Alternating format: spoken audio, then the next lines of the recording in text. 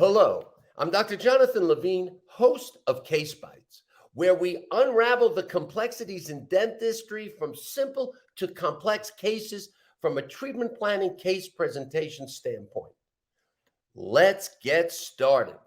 Here it comes, Case Bytes number 1, and it's all about the patient. So let me show you Lynn, who is a patient of our practice at JBL New York City. And Lynn came to me and she said, you know, my smile looks old. I want to look younger. And we go through what we call our navigation bar, but it's generated out of our aesthetic evaluation form. Once we have our chief complaint is why the patient is there, we try to figure out exactly how we can get into their mindset of what they're thinking about aesthetics. So the first question we love to ask is if you could have a choice between a clean, healthy, natural smile, high degree of naturalness, or straight, white, perfect, where everything mirror images and it's perfection, what would you like? And with Lynn, she said, well, I want it natural, but I want it white. I want my smile to be dynamic. Great. So that tells us a lot. We go through our basic medical history and you see our navigation bar at the top, chief complaint, medical dental history, allergic to penicillin, only one medication that she takes for her OCD. And then let's go to the FMX. Looking at the FMX, you can see that she presented with a number of implants in the upper arch, implants on the lower arch. And as we dive in, what we like to do is we want to establish the incisal edge position and structure function biology together. So we have a CBCT plus the FMX. We look at airway. We ask questions about sleep and breathing. And she has a very good airway. Her sleep patterns are excellent. So that works out great. And now we start diving in and going through our navigation bar, and we look at the facial, and dental view. There she is. We can start seeing that she has this maxilla with a lot of asymmetries at the gingival margin and asymmetries at the incisal edge, a lot of old crowns, a lot of flat occlusal plane crown anatomy that's worn from years of her reconstruction. So as we keep diving in, we take mounted study models, we use a digital approach. We take a look at these mounted study models and we realize to create a proper relationship of occlusion, of overbite, overjet, we're going to take registrations at a slightly open vertical dimension because she has a lot of wear on her teeth to create space for that overbite, overjet. So let's look at the next step. And you can see the worn lower anterior teeth. We add a little bit of resin to create natural tooth form of the centrals that acts as an anterior stop or almost like an anterior lucius jig. And to that vertical dimension where we have proper overbite overjet, we can then register and now mount the models to look at this overbite overjet relationship. That's great. And we reflect this in a feline, which is our functional aesthetic edge. Where's the incisal edge? We measure the tooth. That goes into our design because we're going to go from identifying the problems to visualizing where we want to go. And we're going to do a digital wax up. And then we're going to mock that up into the patient's mouth. What we're going to be doing is look at that overbite overjet that we always want to try to establish the biological model. And that's what we did here with our overbite overjet relationship. Very good. Periodontal assessment, she had slight probing around the implants on the upper right, about 4 millimeters. Everywhere else she was healthy. So we knew that we had to get the tissue a little bit healthier, but there's the periodontal assessment from the Florida probe that's standard in our office. And now we go through our aesthetic evaluation form. This navigation bar at the top goes through our aesthetic eval form. We look at the patient in smiling, but we also look at face, profile view, and then dentofacial, lips and teeth, and teeth. So let's go through that. But when we asked her, what does she want? She wants to have a beautiful smile. Midline looks good. Interpupillary is slightly canted. Her plane, when you look at it, it lines up to the midline with Cupid's bow. So that looks good. And then when you look at the lips, we really take a deep dive on lip anatomy, thin on the upper lip, about thin average on the lower lip. And we measure, in fact, that upper lip length because we know that as we age every decade, that lip moves about 1 millimeter. She was about 22, 23 millimeters.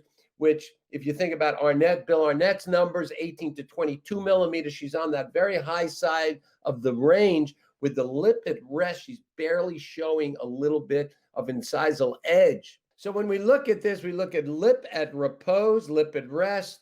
Let's give a click on that, and we look at profile view. And the profile view gives us our Ricketts E-plane, and we see with the Ricketts E-plane that she has a concave profile, and that helps us with facially generated treatment planning when we know that we want to make things look slightly longer, a little bit wider, because she shows way back, all the way back to the first, almost second molars. So lip at rest, you can see she's barely showing some incisal edge.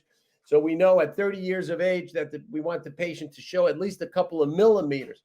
So there's the dentofacial, and you can see how far the patient shows back to about the first millimeter. And we can see that aesthetic zone, and we see what we have to look at. And she actually has a high smile line where she's a little bit low in the midline, but actually as we go up, she starts showing more gingival.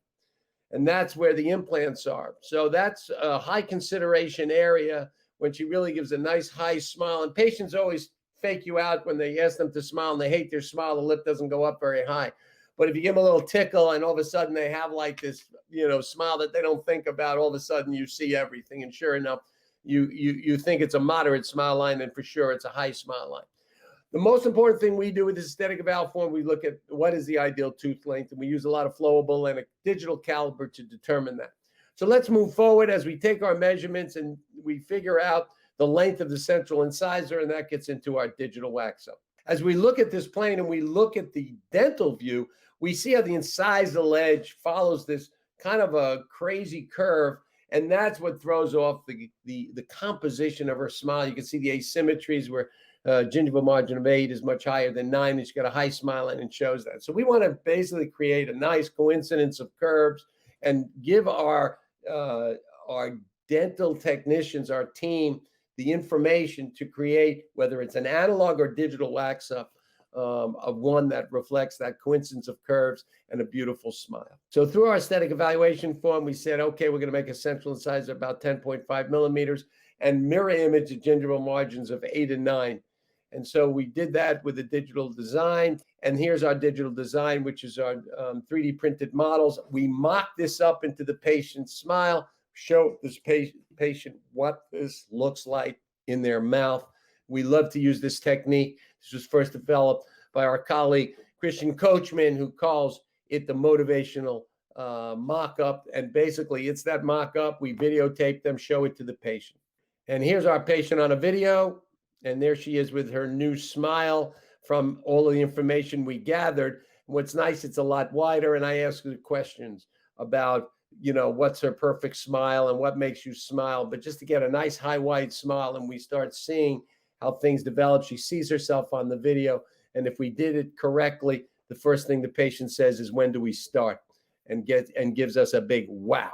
And we love that because we know that we're showing the patient, we've listened to them, and we're able to visually show them that great result.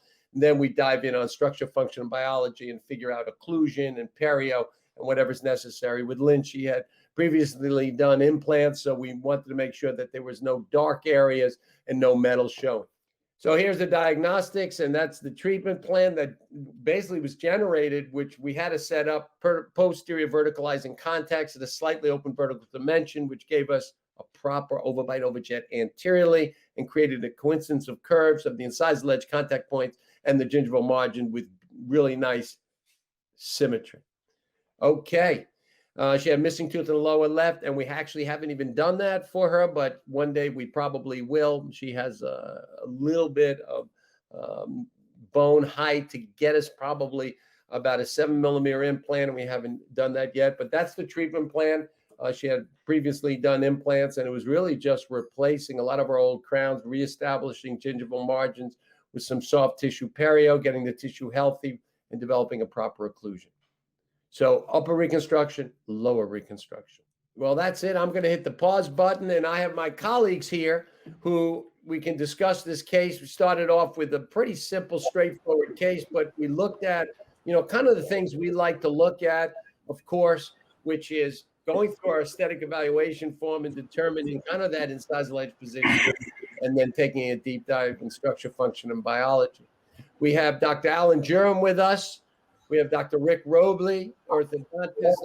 Alan Jerem is a fantastic digital dentist with an engineering background. And whenever I get into technical problems, I always want to be calling Alan. Dr. Rick Robley in Fayetteville, Arkansas.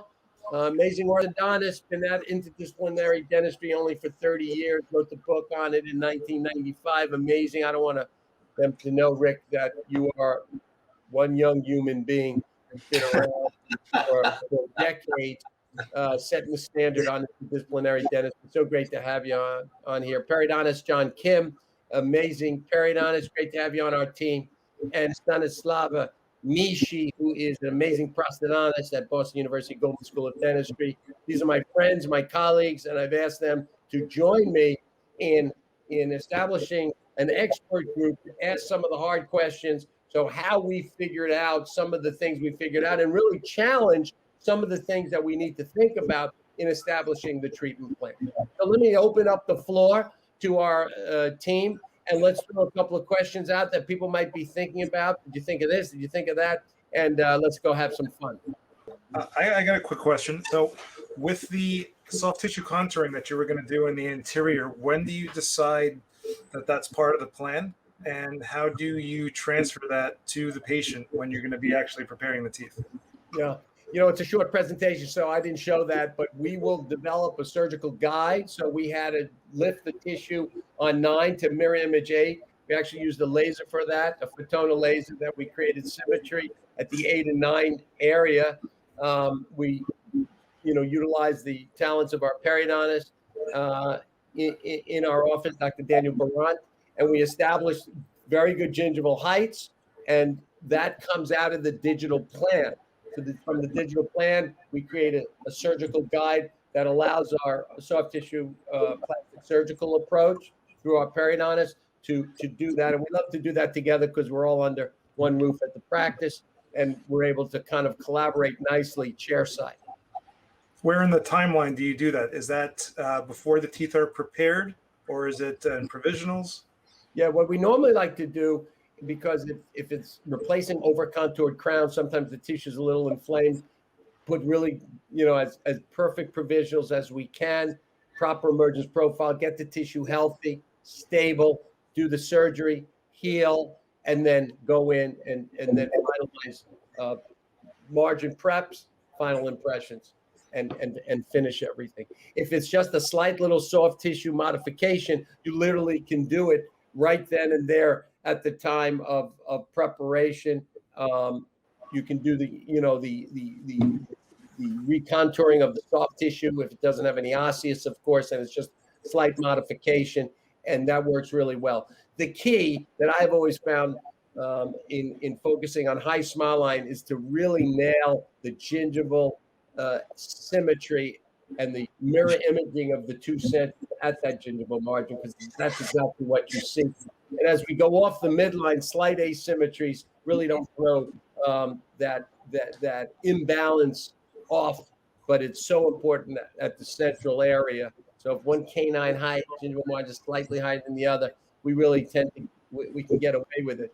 But if it is deemed important in analyzing with the patient, then of course we're going into some other type of periodontal plastic surgical approach like a graft to add tissue back. But basically all of that is established from the face, from a high smile line, from the digital wax up. Or if you're looking at a picture and your technicians are working analog, it could be done analog on the diagnostic wax up. The key is that we're doing a diagnostic wax up to really figure out all of these types of things.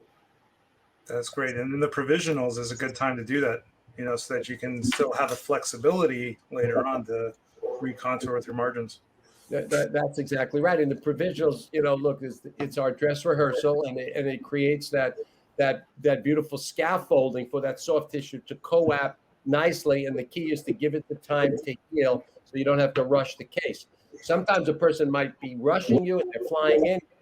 You got to move a little quicker, so you got to start, modifying certain things, and you figure out how you still have stable gingival margins and slightly rushing a little bit. But when you really have the luxury of time, you really need to take your time and let the tissue heal. That's right. Yeah. I had a question here. Yes, sir. Dr. John Kim. What type of recall program is this patient on?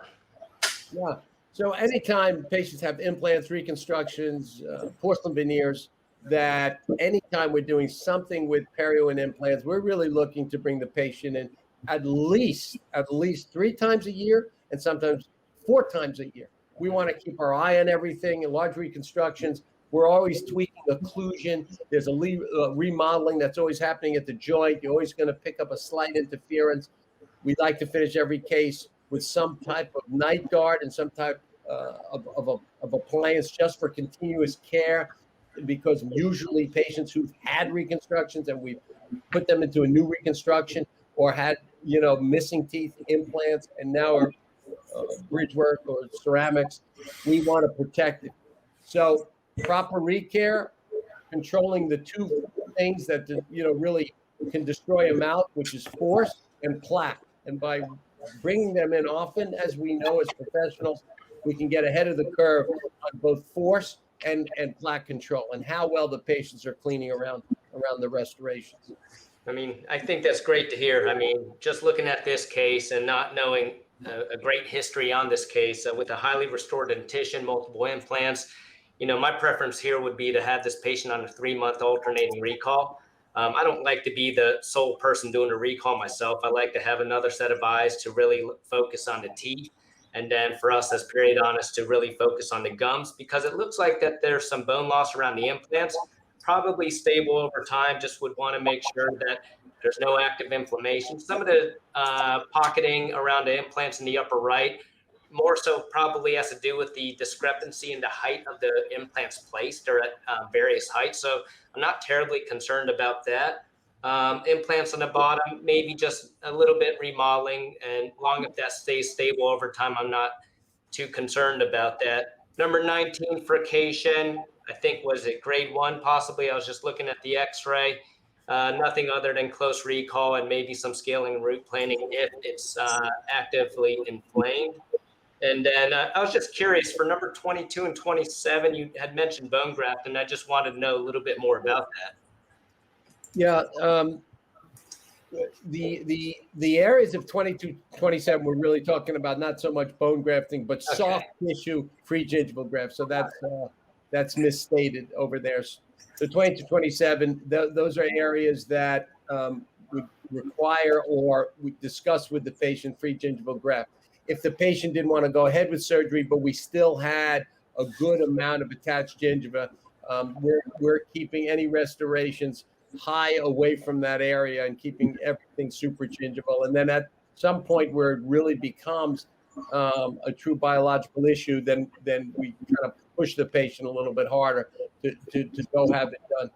Your point around the implants is really important because that was the critical area. On a high smile line, and I can show that what we had with the final restoration, she had a lot of darkness up there from the implant abutments showing through. And we had the ability to basically place that margin slightly higher and get the tissue really healthy. So we go through a very tight soft tissue program to get the tissue healthy, and we don't move forward. That's a rule of the game with impressions and final restorations until the patients demonstrate that they're cleaning well around our provisionals and that tissue is healthy. Once we have them, and she's an amazing patient, so she really does an amazing job with home care. I don't know if you know some medical history, but she has OCDs, and that OCD, that told me I better be on my game and my team better be on our game, or else she's going to be pointing out something on a distal of a second molar and we'll be in trouble. Well, that OCD sometimes can work against us, especially in patients with very thin tissue. She has no keratinized tissue for number 22. I agree with you. I think that area would greatly benefit with a free gingival graft. You can argue doing a connected tissue graft there, but there's so much tension there. I just like the predictability of a free gingival graft and chronally advance it in the future if you don't get the root coverage you like. Yeah. I have a quick question. So, great point, Dr. Kim. Thank you. Dr. Kim, how do you find, what's the best way for you to treatment plan with GPs or general practitioners who are outside the office? What's the best way for you guys to communicate? I guess like what we're doing now. You know, I like to do everything in person, have the diagnostics there, everything with the Because that seems visual, to the be the clinical trick. Is what's the best way have you found to share the diagnostics? Because I'm always working the treatment plan with different specialists, and it's always for me about what's the best way that we can share the information. I've been doing Zoom and FaceTime a lot, and that all started because of the pandemic. That's a lot of screen Before sharing. that, I was just driving to all my referrals and talking to them and trying to explain things over the phone. And I swear I thought I would make sense when it's hard to visualize. I wouldn't be able to state, they wouldn't understand how I was saying things. But I guess Zoom and FaceTime is what I've been doing. So yeah, so screen sharing, basically to share. Screen share, yeah, it's awesome. I love it. In real time. Yeah. Yeah. And I like that idea too, because screen sharing, you're not transferring all the information, you're just viewing it together. I agree. And look, I mean, I'm in a small town. You probably have to worry more so with dealing with the traffic, seeing some of your referrals. Don't say that. Don't say that. Can I comment on that real quick? Because Please do. Yes. this has been a lifelong project for me because interdisciplinary therapy is where we need to be. And today, expanding in medicine and airway, we have to converge and really be efficient with our collaboration and HIPAA compliant. And a lot of what you're talking about is not even HIPAA compliant.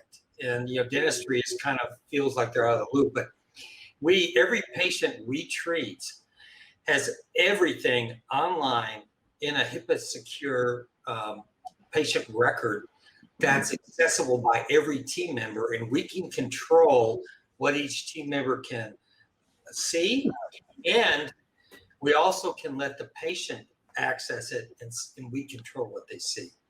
And that is truly where you need to be. And it's cloud-based, right? What's that? That's cloud-based? It's all cloud-based. It's been cloud-based since 2000. We were the first in medicine and dentistry. Okay. It's the power. And Rick, my understanding is that is going to be available to clinicians. Absolutely. Something that was started by you. It's going to be called Team Links, and hopefully over this Case Bytes series, we'll be able to show that. Put it on that list.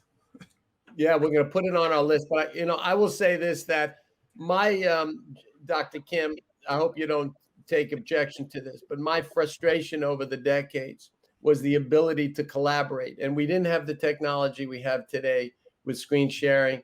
We do have the issues that Dr. Robley just brought up about HIPAA compliance and sharing and patient owning their data. And that's something that's brand new. But you really can't beat when somebody has the colleagues under the same umbrella in the same space, looking at the patient collaboratively. And I'm gonna put that as the best case scenario. If you can't have that, then second to that, we do need a HIPAA compliant platform where we can push the data to a secure place, and then we can collaborate and talk about it together. And we take the time so that what got laid out in the mid-90s by Dr. Robley and colleagues, that becomes a reality. Look at how many years later, Dr. Robley, but it's a reality today. Ben, Yeah. let me show everybody. Let me just say one more thing on that is that we call that offices without walls. Okay, when we can harness digital technology, it's as good and sometimes even better than being right next door. So, and I would like to contribute also to this conversation. Back to the case and the evaluation that Dr. Levine presented. If I may add bring back the attention to the Airway, the evaluation, I just want to emphasize how important that is nowadays to screen the patients for sleep disorder breathing and specifically obstructive sleep apnea. As dentists, we are exposed to the patients on at least twice a year basis. So I saw in the initial slides that the patient had a lot of broken restorations, tooth wear. So even though that is not a diagnosis for sleep bruxism, it could be indicative of sleep bruxism. And we know there is a high correlation between sleep bruxism and obstructive sleep apnea. So bringing that as part of our evaluation should be almost a standard at this point. Thank you, Dr. Levine. No, that's such a great point. And OSA and upper airway restricted syndrome, all of that with proper questioning, and of course, having a CBCT cone beam as standard to our information gathering for our patient really allows us now to diagnose so much better and then build a sleep team around this for patients we can really help in dentistry. And the whole concept in prosthodontics as brought forth by the College of Airway Aware, something that has been kind of in the sideline for 15 years now is really coming out so beautifully with all the research, how relevant it is and how we can help our patients with airway obstruction and sleep issues and that high correlation as you discussed. Thank you so much for bringing that out. That was excellent. Thank you. Yeah, that was great. Let me just go to the finish. So if you see on the right slide and you see that kind of rocky road and asymmetry at the gingival margin, you'll see where we had the digital design, the final design, and you'll see here's the occlusion, and we developed a nice occlusion, still missing the second mole on the lower left. One day there's the smile on the dental facial, and then the facial picture, you can see on the high smile line, just how everything, this symmetry works out better, how the, improvement, the pulling of the muscles and the grimacing. And I think once you get kind of that slight vertical improvement and overbite, overjet, and you don't have any of that darkness and the asymmetries, a lot of little subtleties adds up to just a much better composition and our happy patient. And she is a wonderful, happy patient for our practice. Okay, fantastic. Well, thank you, everybody, for that. That was amazing. Love the conversation. In closing, this is really special, and I hope that Case Bytes can bring this kind of information to everybody.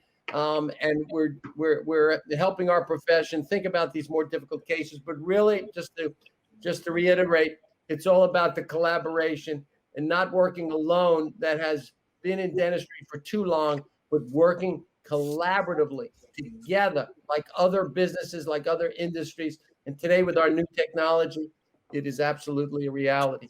Thank you to the team. Thank you for joining us for Case Bytes. If you haven't already, please subscribe to this series to receive a new case in your inbox every week.